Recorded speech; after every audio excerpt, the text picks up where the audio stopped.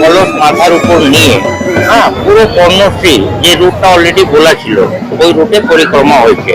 এইবার আজকে 12টা থেকে অষ্টযাম, এটা 24 ঘন্টা চলবে, 25 তারিখে শেষ হবে 12টা। এইখানে বৃন্দাবন বা সানা থেকে শ্যাম সুন্দর ঠাকুরজি আসছেন।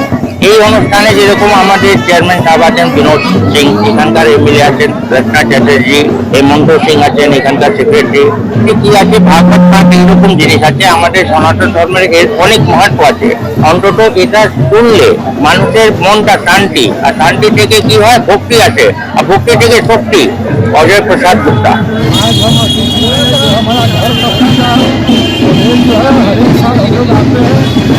पर जो है 9 दिन का भागवत कथा होता है और आप देख रहे हैं 500 जो है लेडीज लोग लेकर यात्रा में निकलेंगे।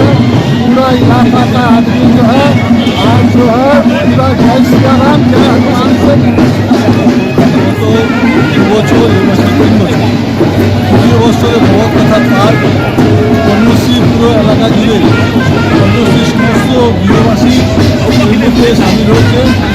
এখানে প্রায় 500-600 করে ভক্ত মহিলারা পদযাত্রা করছে।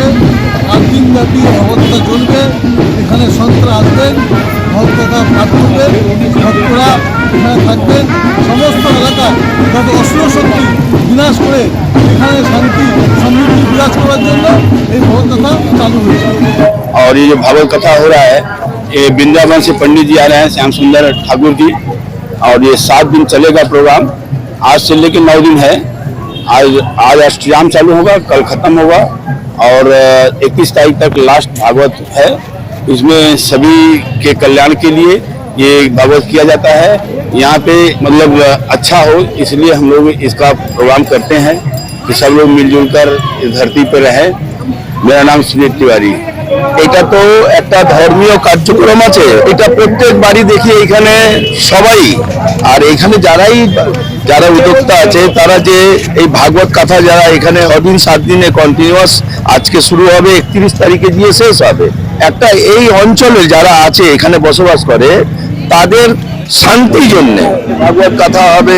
এটা কেন এই এলাকার মানুষের শান্তির জন্য, যারা এইখানে এই জায়গাটা একটা যারা করাচ্ছে তারাই নয়, যারা আশেপাশে সবাই যারা আছে তাদেরও শান্তির জন্য এই ভাগবত কথাটা হবে। এখানে সবাইকে যেন শুনবে ভগবানের, এইখানে অনেকই ব্যাখ্যা শোনা যাবে যাতে ভগবান কি কি করেছিলেন, কি কি যারা জানে না তারা বুঝতে পারবে, জানতে পারবে। সেই জন্য এইখানে ধর্মগুরুরা এসে নিজে প্রবচন করবে আর ওদের কথাতেই সবকিছু শুনতে হবে।